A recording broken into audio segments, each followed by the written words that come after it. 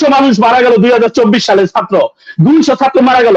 প্রতিটা স্কুলে, কলেজে, মাদ্রাসায়, প্রতিটা মাদ্রাসা, স্কুলে, ভার্সিটিতে আপনাদের একটা করে ভবন তৈরি করে দিতে হবে, একটা করে কক্ষ তৈরি করে দিতে হবে। আপনি যদি কম্পেয়ার করেন, 40 জন মারা গেলে যদি একটা ভাষাকে রাষ্ট্রভাষা দিয়ে দেওয়া হয়, 200 জন মানুষ মারা গেলে তাদেরকে তো বাংলাদেশ দিয়ে দেওয়া উচিত। আন্দোলন কেউ 2024-এর, কোটা আন্দোলন 2018 থেকে সময় দিল, আর কত সময় চান? কিয়ামত পর্যন্ত সময় দেওয়া হবে, নাকি আপনাদের ডিজিটাল ওই যে 2041 সাল, সেই 41 সাল পর্যন্ত সময় দিবে? তাইলে সহিংস কবে হলো? যখন ছাত্রদের বুকে গুলি পড়লো, তার আগ পর্যন্ত আন্দোলন কখনো কিন্তু সহিংস ছিল না, কোনো আগুন ছিল না, কোনো সন্ত্রাস ছিল না। ভাই আদালত, আপনি ঢাকা বিশ্ববিদ্যালয়কে আদালতে যে প্রধানমন্ত্রী যে বক্তব্য, আমাদের মাননীয় প্রধানমন্ত্রী শেখ হাসিনার যে বক্তব্য, তিনি আজকে কিছু সত্য গোপন করলেন। মানুষ হয়তো কিছু কথা বলে, মিথ্যা বলে, আমাদের প্রধানমন্ত্রী একটু চতুর্থ, তাই হয়তো তিনি মিথ্যা না বলে সত্য গোপন করলেন। সেটা হলো যে ছাত্ররা বক্তব্য দিয়েছে বা স্লোগান দিয়েছে, তুমি কে আমি কে, রাজাকার রাজাকার, তোমার বাবাকে আমার বাবাকে, রাজাকার রাজাকার। তিনি প্রথম লাইনটা বললেন, তিনি দ্বিতীয় লাইনটা বললেন না। ছাত্রদের স্লোগানটা ছিল প্রথম লাইন, তুমি কে আমি কে, রাজাকার রাজাকার। দ্বিতীয় লাইনটা ছিল, কে বলেছে, কে বলেছে, স্বৈরাচার স্বৈরাচার। ছাত্ররা কখনো নিজেদেরকে রাজাকার বলে নাই, ছাত্ররা বলেছে যে প্রধানমন্ত্রী বা আমাদের সরকার প্রধান বলেছে, সরকার প্রধান আমাদের বলেছে রাজাকার। একটা 100 টাকা নোটের এই পিঠটা যেমন 100 টাকা, এই পিঠটাও 100 টাকা, দুইটা মিলাই 100 টাকা হয়। একই রূপ একটা স্লোগানও যখন পরিপূর্ণতা হয় না, তখন এই পুরা দুইটা লাইন মিলেই একটা স্লোগান হয়। শুধু এক লাইন দেখে তাকে জাজ করতে হয় না। আসলে বিষয়টা হচ্ছে কি, যে ভাই বললেন যে আদালতের অপেক্ষায় কেন ছাত্ররা করলেন। ছাত্রদের আন্দোলন প্রথম দিনই সহিংস হয়ে যায় নাই, ছাত্রদের আন্দোলন দ্বিতীয় দিনই কিন্তু ভাই সহিংস হয়ে যায় নাই, তৃতীয় দিনও হয়ে যায় নাই। তখন আপনাদের সময় হইলো না। সহিংস কবে হলো? যখন ছাত্রদের বুকে গুলি পড়লো, তার আগ পর্যন্ত আন্দোলন কখনো কিন্তু সহিংস ছিল না, কোনো আগুন ছিল না, কোনো সন্ত্রাস ছিল না। ভাই আদালত, আপনি ঢাকা বিশ্ববিদ্যালয়কে আদালত দেখান, আপনি ঢাকা বিশ্ববিদ্যালয়কে আদালত দেখান। আপনি জানেন ঢাকা বিশ্ববিদ্যালয় কি? 52-তে ঢাকা বিশ্ববিদ্যালয় এই ছাত্ররাই আপনাকে ঊর্ধ্ব থেকে বাংলা এনে দিয়েছিল বলেই আজকে আপনি শুধু বাংলায় কথা বলেন, নাহলে আমি মেয়ে দিয়ে আপনাকে আজকে ঊর্ধ্বতে কথা বলতাম। তার নাম ঢাকা বিশ্ববিদ্যালয়। বাংলাদেশের 18 কোটি মানুষের প্রতিটা মানুষের এই সফট কর্নার হলো ঢাকা বিশ্ববিদ্যালয়, মানুষের আবেগ হলো ঢাকা বিশ্ববিদ্যালয়। আর সেই ঢাকা বিশ্ববিদ্যালয়কে আপনি ওই কি বলে আদালত দেখান। সেই দিন যদি ঢাকা বিশ্ববিদ্যালয়ের স্টুডেন্টরা যদি আদালতের অপেক্ষায় বসে থাকতো না, বুক পেতে রক্ত যদি না দিত, আদালতের অপেক্ষায় বসে থাকতো, তাইলে আপনার পাকিস্তানের ওই শাসকরা, পশ্চিম পাকিস্তানের শাসকরা আপনাকে বাংলা ভাষা জাতীয় ভাষা হিসাবে দিত না ভাই। চাইতো ঢাকা বিশ্ববিদ্যালয় এমন একটা জায়গা, যেই জায়গা থেকে 52 সংগঠিত হয়। ঢাকা বিশ্ববিদ্যালয় এমন একটা জায়গা যেখান থেকে 6 দফা সংগঠিত হয়। ঢাকা বিশ্ববিদ্যালয় এমন একটা জায়গা যে জায়গা থেকে অনুপ্রাণিত হয়ে 1971 সালে মুক্তিযুদ্ধ হয়, সেটার নাম ঢাকা বিশ্ববিদ্যালয়। আর সেই ঢাকা বিশ্ববিদ্যালয়ের স্টুডেন্টরা যখন বলে না, তখন আপনারা মনে করেন যে কেজি স্কুলের বাচ্চারা বলছে।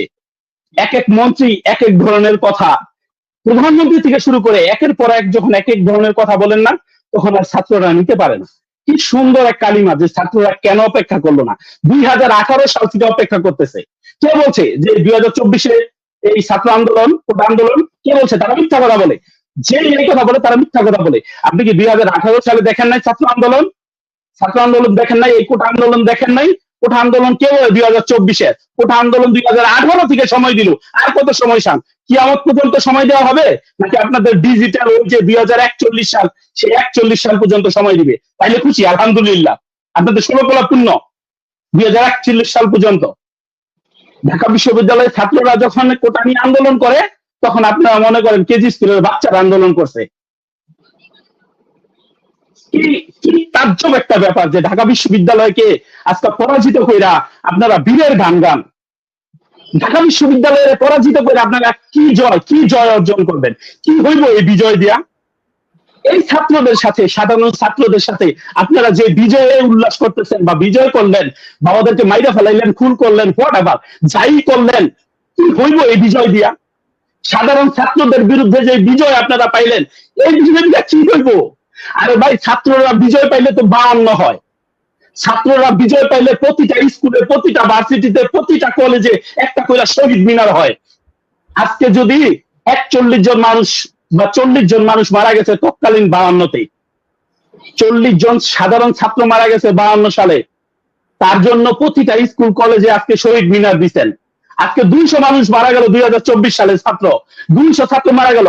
প্রতিটা স্কুলে কলেজে মাদ্রাসায়, প্রতিটা মাদ্রাসা স্কুলে ভার্সিটিতে আপনাদের একটা করে ভবন তৈরি করে দিতে হবে, একটা করে কক্ষ তৈরি করে দিতে হবে। আপনি যদি কম্পেয়ার করেন, 40 জন মারা গেলে যদি একটা ভাষাকে রাষ্ট্রভাষা দিয়ে দেওয়া হয়, 200 জন মানুষ মারা গেলে তাদেরকে তো বাংলাদেশ দিয়ে দেওয়া উচিত। 200 জন ছাত্র মারা গেলে বাংলাদেশ দিয়ে দেওয়া উচিত। আর তাদের বিরুদ্ধে বিজয়ী হয়ে আমরা অনেক বড় বিজয়ী হয়ে গেছি। বিজয়টা অর্জন করলাম কাদের সাথে? আরে ভাই, সেদিন তো আমরা দেখছিলাম যে শুধু ঢাকা বিশ্ববিদ্যালয়ে, এবার তো আমরা দেখলাম সমগ্র বাংলাদেশ ঢাকা বিশ্ববিদ্যালয় হয়ে গেল। আপনি ঢাকা বিশ্ববিদ্যালয়ের যে আন্দোলন ঢাকা বিশ্ববিদ্যালয়ে রয়েছে, সমগ্র বাংলাদেশ হয়ে গেছে ঢাকা বিশ্ববিদ্যালয়।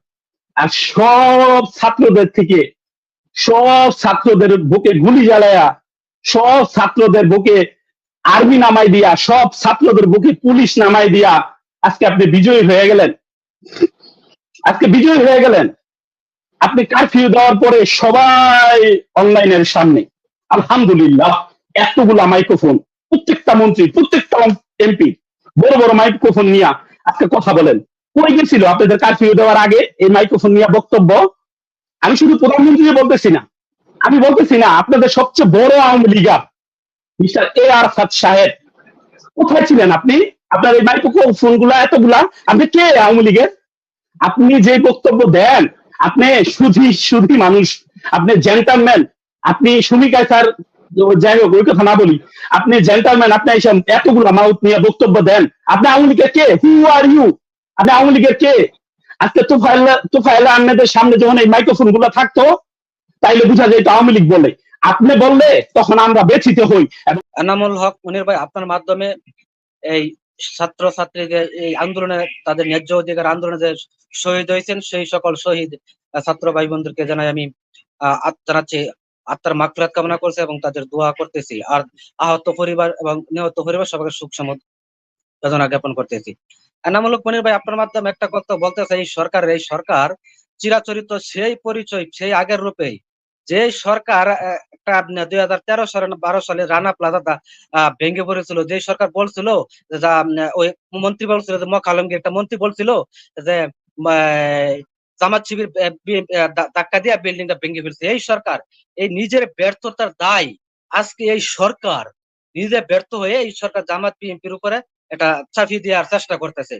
ঠিক আছে, এটা বাংলাদেশের জনগণ, চিরাচরিত জনগণটা জানে জামাত বিএনপির উপরে আপনি যতই দায় চাপান না কেন, বাংলাদেশের জনগণ এটা বিশ্বাস করে না, গ্রহণ করে না বাংলাদেশের জনগণ। ঠিক আছে মনির ভাই, আপনার মাধ্যমে একটা কথা আমি বলতে চাই।